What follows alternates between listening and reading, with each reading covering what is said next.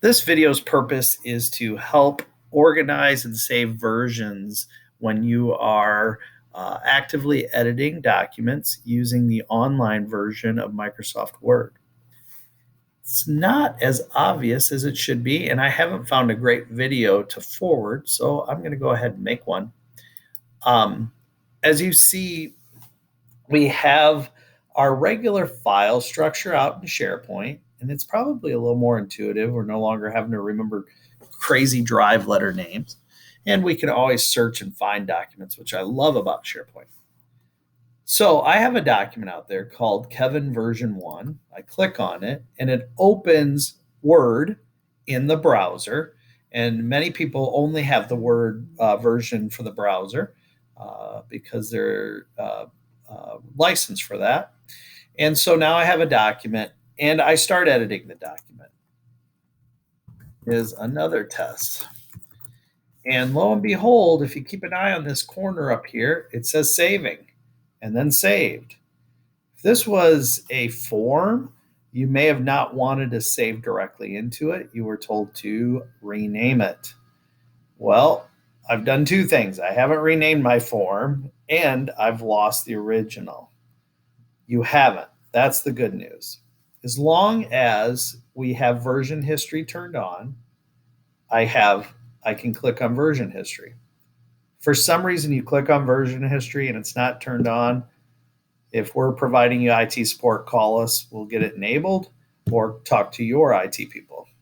So you can see that I have, this is another test. I did not write that in red or underline it. That's indicating what's changed since the previous version.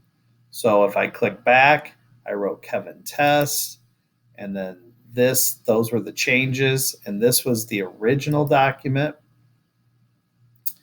Let's see, Kevin test. Oh, I guess Kevin test was the original document. It was a blank document to begin with. Then it went to me typing that in. Then it went to me doing this. So it's great. It keeps version histories. I think by default 100 of them. But here's that one that I really wanted. I can hit restore. I could save a copy. So it depends. Right now, restore, I'm going to go over top that original one with the new name, and I'd have to type in my changes. So let's just first do here and do this as save a copy. And now call it what I wanted it to be. Oh, I wanted that to be version 2. So we'll save that as version 2. So when I do that, it takes me to version 2. Would version 2 have revision histories? Good question. No, because it's a separate document. So what about that original document? Well, if I close here and I look, I now have my 2 versions. Pretty simple, pretty slick. So let's go back to the original document because we still have a problem, right? I typed in it. This is another test. Oh, I'll go to version history.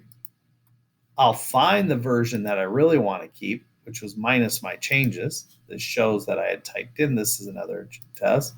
And I will restore that one.